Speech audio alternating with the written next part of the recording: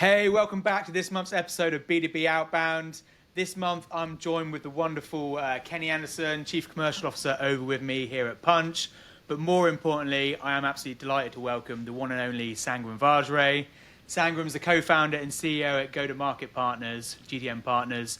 But more importantly, and I know him as probably the pioneer and godfather of ABM. So, Sangram, welcome to the pod. Yeah, man, all this gray hair and thanks to camera, I think some of them get hidden behind the scenes. Every time I hear that as Godfather, it reminds me of like, oh man, I'm aging fast. Yeah.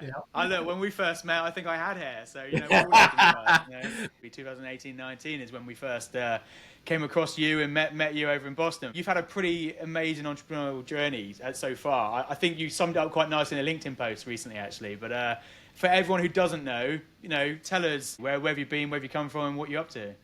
Yeah, I mean, and some of it is not as intentional as I would want it to be, but it just did happen like that, right? Like I was telling somebody, like if I have to share with just my journey in like three acronyms, because people love good acronyms out there, it's literally could be MA for marketing automation. That's where I ran marketing at Pardot and got acquired by ExactTarget and Salesforce. Like that was a great ride. Like going from a $10 million company, then getting acquired for 2.7 billion. It was just a phenomenal journey. I learned so much at Salesforce. I really became a student of marketing over there.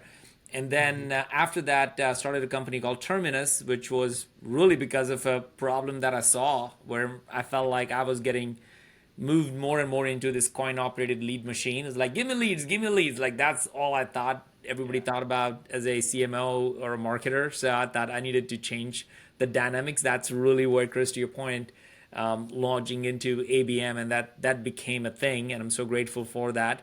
So that's your second acronym, MA and ABM, and then along the way now in 2020, late 2021, as I was starting to look around the corner, what's the next big thing I could try to see happening in the marketplace, and I felt like there's a layer above all of this, which is go to market. And now I'm seeing lots and lots of go to market jobs and go to market frameworks and titles. Like, so I just feel like I've had a front row seats to some incredibly big, almost life changing categories getting built around the area that I got to work in. Yeah, it's been a fun ride. I've been from the sidelines the whole time, I guess, but I've seen that shift from, ABM, content, strategy, leads, and now it's all about go-to-markets. And I'm interested to see what's next, but we'll get there, I guess. And obviously, a lot of our listeners are, some of them are business owners, they're entrepreneurs, some of them are salespeople, and they're in marketing and sales roles, looking at go-to-markets and tactics. I guess you've had quite an interesting journey, both, I guess, I wouldn't say agency side, you're obviously running an advisory firm nowadays in a go-to-market practice, but you've been building software, building tech, startup modes. Yeah, why the change? Why the shift? Yeah. Yeah, some say I might need some therapy. Going from a SaaS business, having multiples, to building a services advisory business is not for the faint of heart. I have a lot more respect for the profession now than I ever did before. And plus, like Terminus, we raised over 100 million. That was a very different era and time. And this is completely bootstrapped, so it's a very different layer of things that you have to think about. But I feel like I was blessed enough to be part of two incredible SaaS businesses and seeing those exit and build them at scale, 100, 200, 400,000 people in organizations from like ground up. And if you, Chris, you know me long enough, Kenny, you know me long enough, and I think you guys would probably attest to the fact that if I peel back everything, all those things are fine. I really enjoy building frameworks, creating communities, and finding a point of view that changes and moves things forward.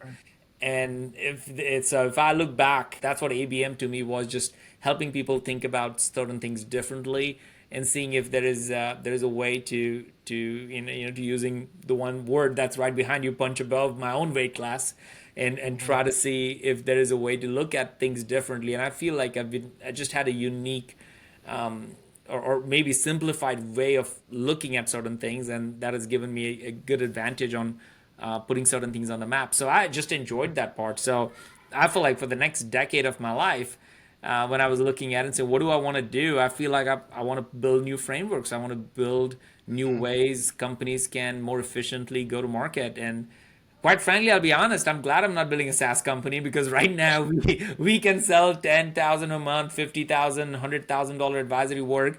And I have CEO founder friends of mine who are trying to sell $1,000 a month software and nobody's buying. Like, it's a Yeah, very tough market. stuff out there.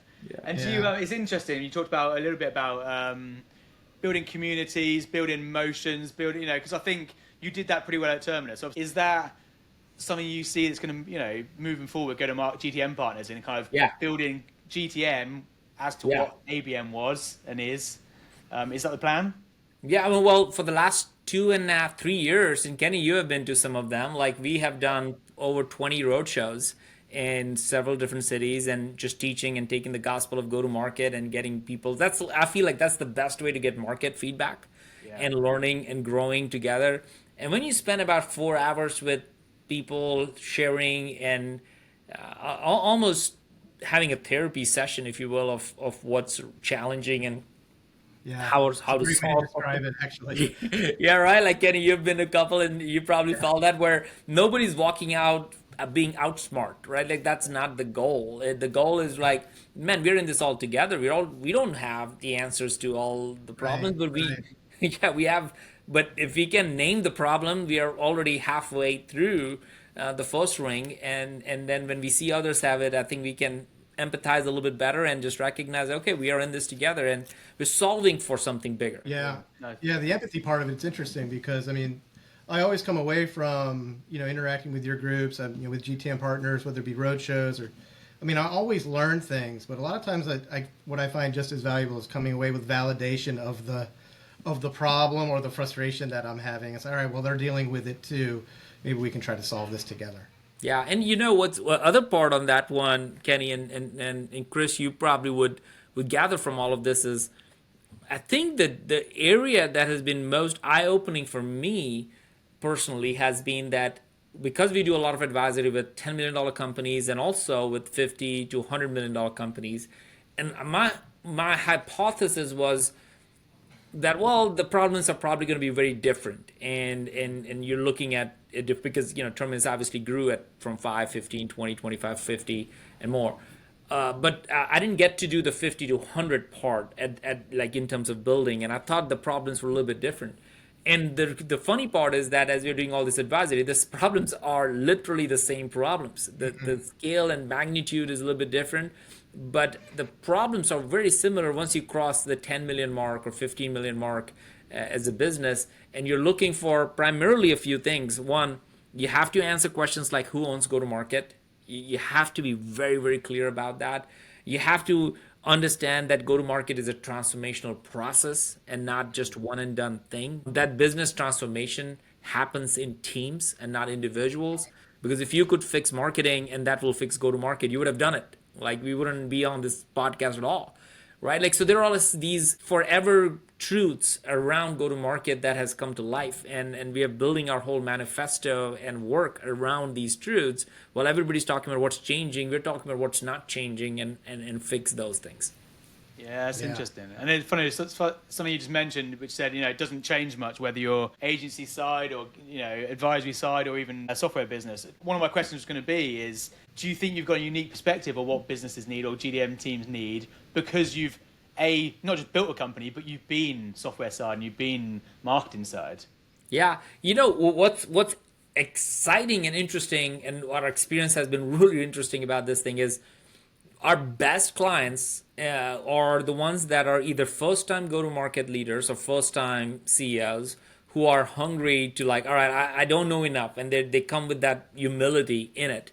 Or people who have been there like 4 times, but they still have the humility to realize that, man, the playbooks have changed, right? Like, you saw John Miller, he built Marketo, I built Pardot, and he's talking about MQLs are dead, and like he and I like talked about MQLs for like decade is the way to go, right? Like, so we it's not necessarily as much as correcting ourselves, but almost directing back into, like, all right, what is the current reality? That MQL made sense then, it doesn't make sense now.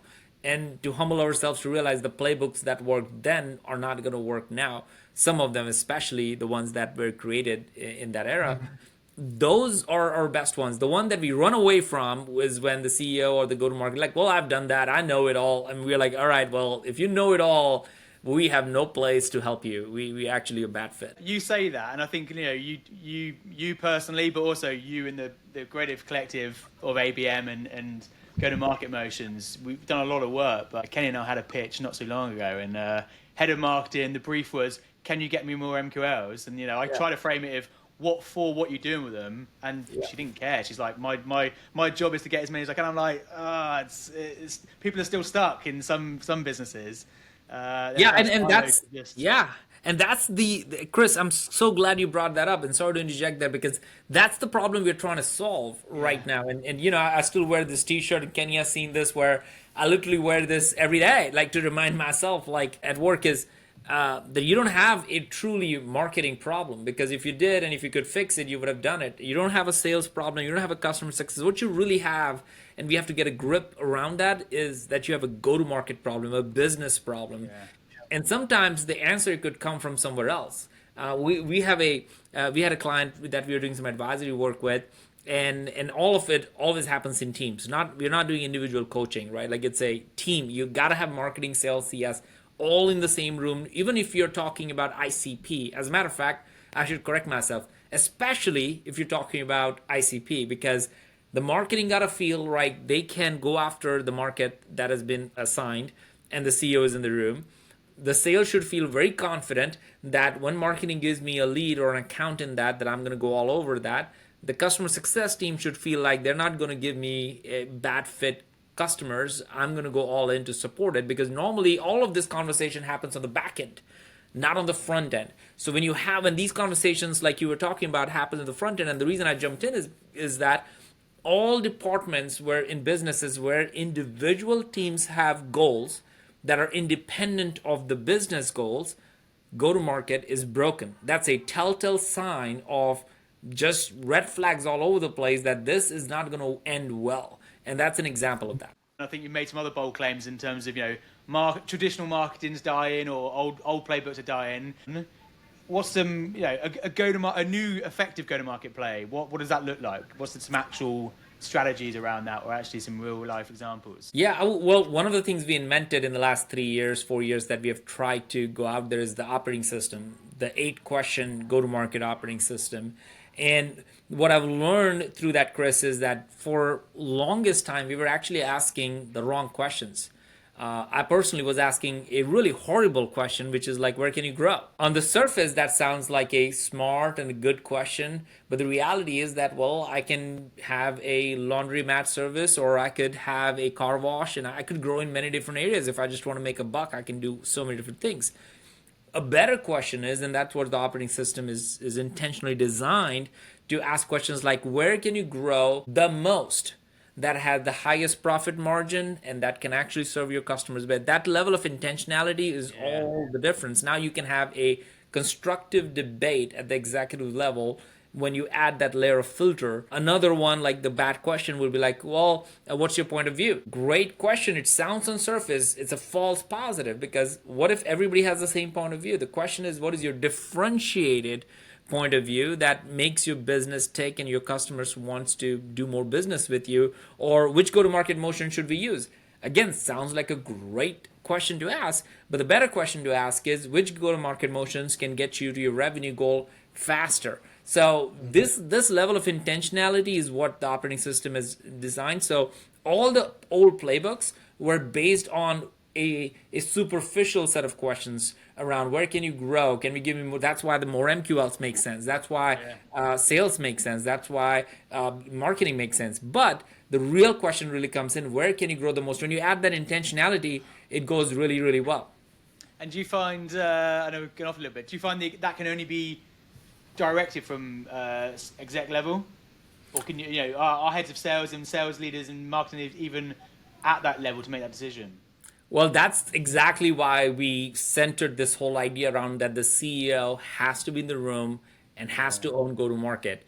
Because if marketing could make that decision, they would have made that and said, well, all leads should, or whatever leads we give are the most important leads. Like that person you were talking to want MQL. Sales, you need an arbitrator that will actually say, this makes sense, and make those decisions. Yes, we should go after this segment. You should go after this cohort. And in a 10, 20, 30, 40, typically it's the CEO. If you go a little bit bigger, it might be a president or a COO or a managing director, depending upon the type of business or firm you have.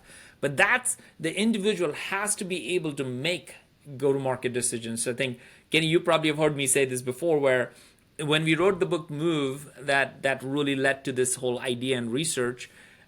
It was very, very obvious for us where when we were interviewing Brian Halligan, who was the CEO of HubSpot at that time, and again, at that time also, it's a publicly traded company, he went from zero to all the way.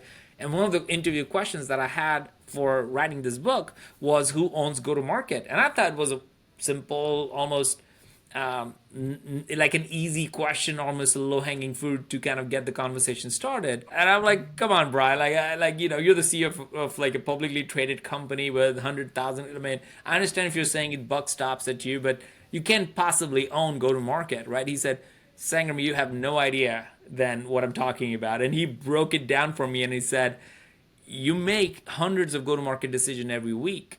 Like, should you launch a product or should you buy a company? It's a go-to-market decision. Should you invest in marketing or sales? It's a go-to-market decision. Should you open an office in EMEA or stay in North America? That's a go-to-market decision. So he just expanded my understanding of go-to-market. And maybe when people are listening to this, they may have come into this conversation thinking, well, I know go-to-market. It's product launch or sales launch or partner launch, like some elements of it. But go-to-market is a business strategy. It really transformed my thinking. Yeah, I have found, you referenced your book Move. I have found that there's conversations that I get into where I expect, and I'll recommend your book, where I expect it allows them to start thinking about, how they might approach their go-to-market strategy.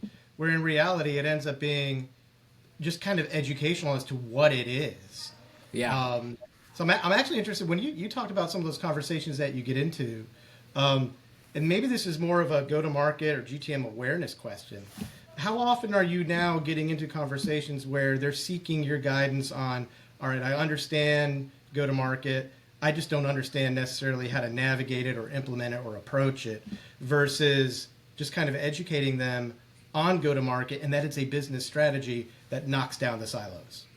I mean, just like ABM, right? It took almost 4, 5, 6 years until companies started to think about ABM, and I still run into companies who are like, "Hey, we want to start thinking about ABM. What is ABM?" And I have to get my brain back to 101 because there's always market out there for that 101 conversation because of wherever they come from. We all live in this world, so we think about it like, well, it's like 501 right now. What are you talking about, right? We need to talk about intent and signals, and they're like, no, I don't even know what you're talking about, accounts, right? Like, so there is that 101 level conversation at the go-to-market CEO level that happens quite often. I think education is a big part of it, Kenny. I think until the CEO fully understands what it means to own go-to-market, what I've observed is they keep delegating it to the CMO or to the CRO. And without knowing, they're now having these one-on-one conversations and drilling in the marketer, like, hey, give me more leads, and sales, give me more deals, right? And we talk about like product, give me more thrills, like more products and stuff. So that ends up becoming the conversation, and without realizing, they are running go-to-market as opposed to owning it, and therefore they actually gets run over by go-to-market, and they don't realize that that's not helpful. So it takes a intentional turn, almost a U-turn, where they have to like, well, we need to slow down to go fast, which means we need to have go-to-market decisions and conversations as an executive team around ICP, around which go-to-market motions to do. Like that it's not a, hey, give me a report of what everybody did meeting, but rather business decisions that we need to make as an executive team. So that is a hard thing, Kenny. I haven't seen many organizations really even like grown in spite of them.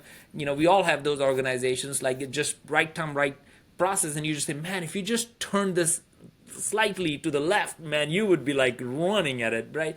But that part is a hard click, and again, it works with people who are humble enough to know that there's something broken and not working, and those are the ones that we absolutely love and enjoy working with, and we see that they're going to have massive outcomes. Yeah.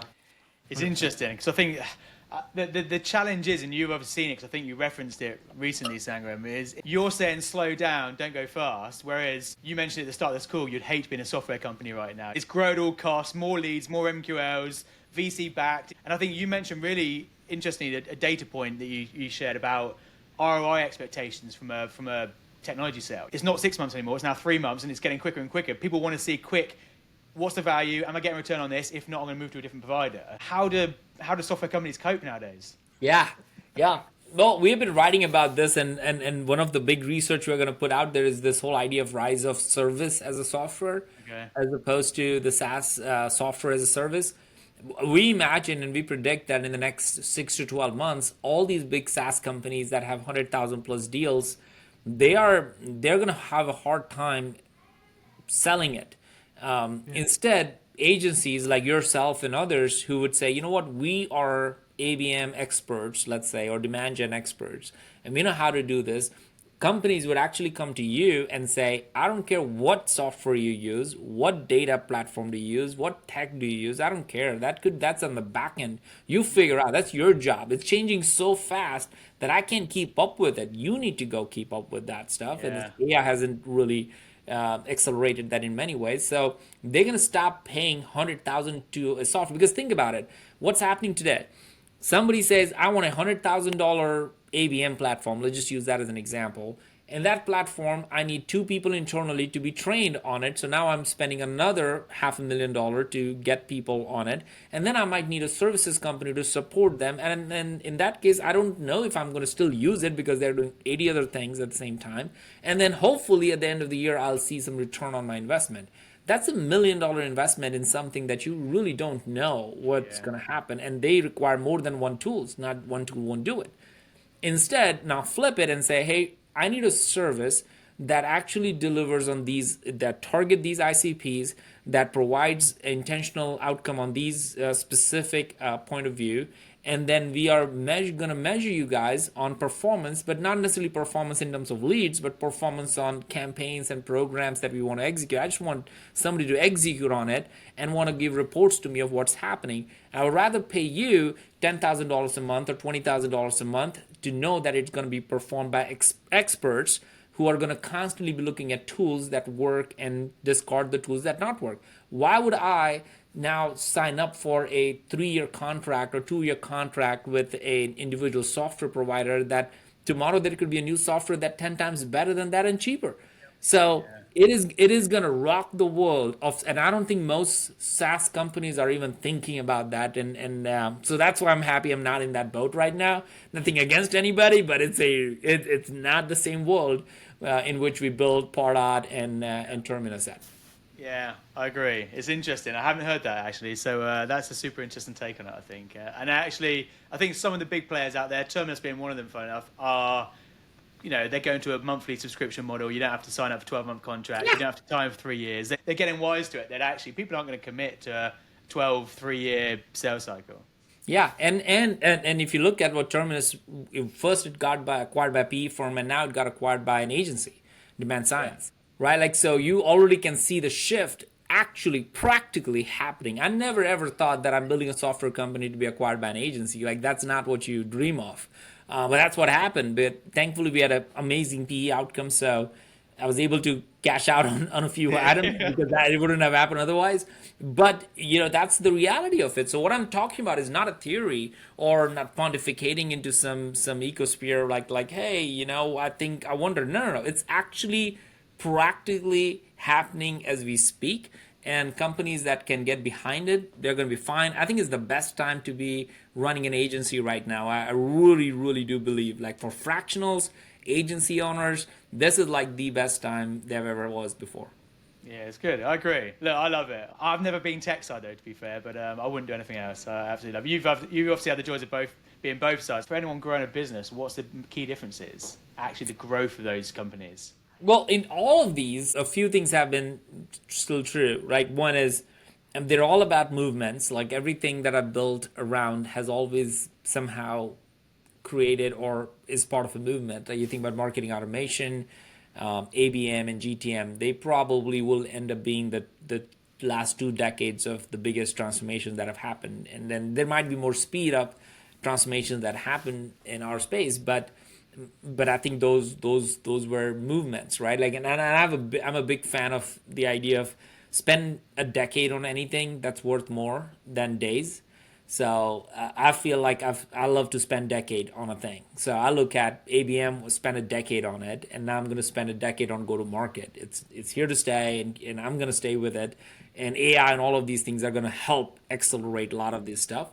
And I think so. That's one. Like, what's going to be out there that's going to be a decade long, and I think it will serve people better if they can think about it in decades, not days. The other part of all of it is that I've always believed that systems are better than goals.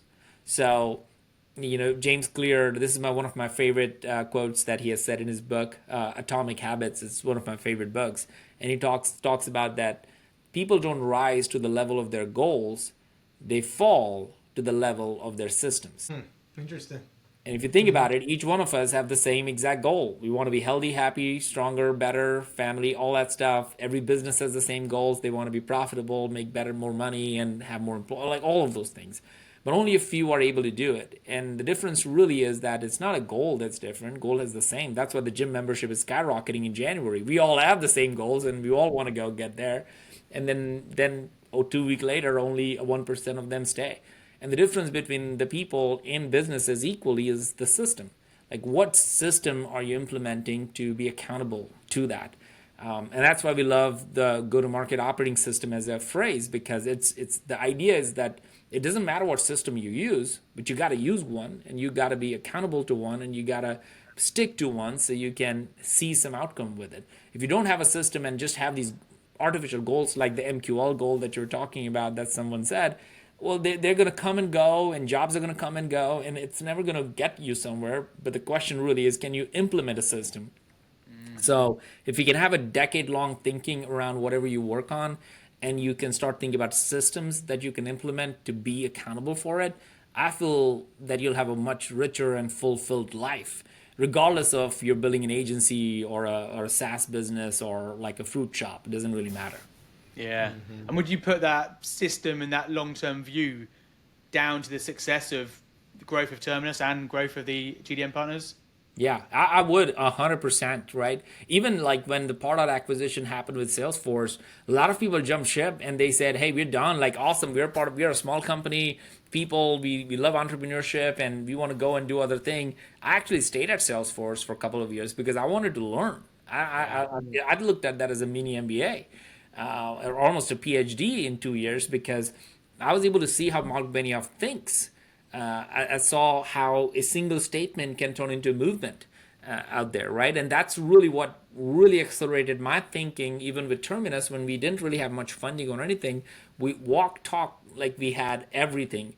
When we were $1 million business, people thought we were a $10 million business, right? Like, so that level kind of thinking is really a mindset shift that happens as a business. So I feel like it's still the same. And I feel like now that I've gotten a little bit gray hair in my thinking, I feel like the decade-long thinking is so critical, because that's when things will knock you down and you will feel like you can't really do much. Your decade-long thinking is the one thing that will pull you up, because everybody's going to be like wobbling all the time, and you can put your head down, stick to the system, put in a decade in, you'll be further along than most people that you can ever see around you. Quite like the idea of, let's build a motion for the next 10 years and kind of dedicate everything you do for it, which is cool. So you're 3 years into GTM Partners, so got another 7 odd years to go in that decade. But what's next? What's next for you? What's next for GTM Partners?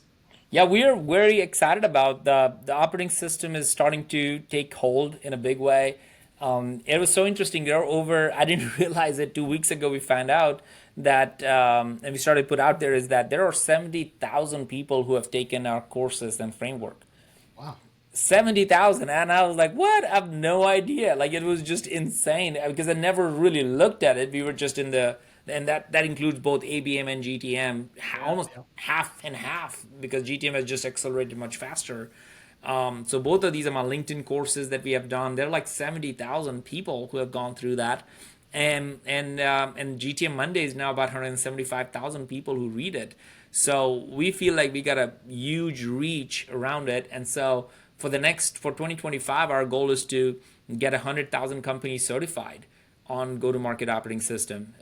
We can't advise every company. We can go in and do it. There should be implementation agencies like yourself who can do much better, much deeper job than we possibly can do. But we want better companies to run on go-to-market OS. We want that to be a true statement.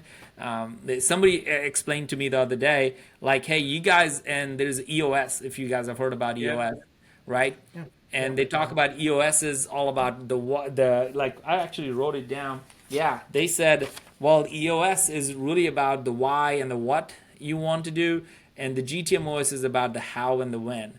And I'm like, I need to spend more time on it. So I'm getting a lot of companies who run on EOS.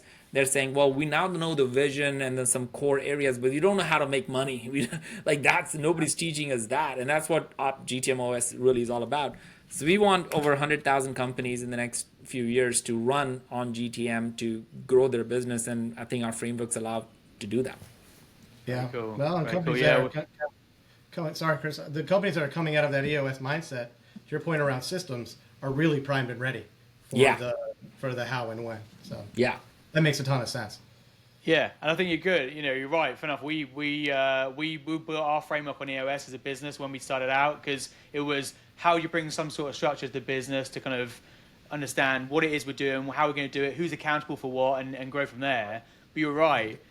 We're lucky enough, we're from a sales and marketing background, we get the world of then let's put that in motion and go to market. But I think a lot of engineering businesses or manufacturing businesses, they're great for the process part, but actually the sales and marketing, the go to market thereafter, they're kind of, we've got this framework, but what do we do? So cool, that's interesting. I didn't know that. That's a good take. I quite like there's something in that. Coin that phrase.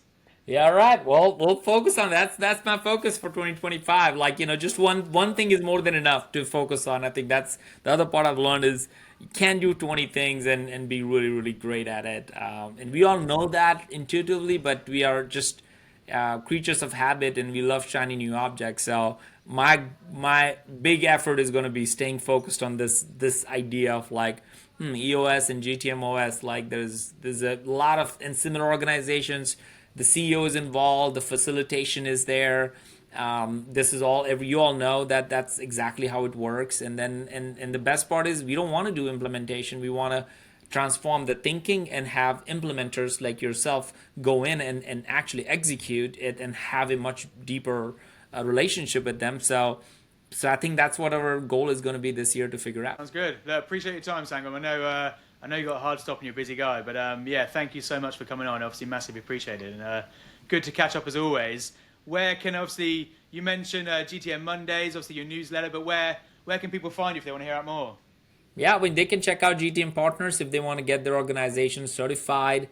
We love partnership with you all. So I'll say go. If you haven't checked out Punch, go and talk to you guys because you guys are one of the best implementers out there in the marketplace. You're also a certified agency that we want to continue our partnership together. So we love everything that you all do and a big fan of yours.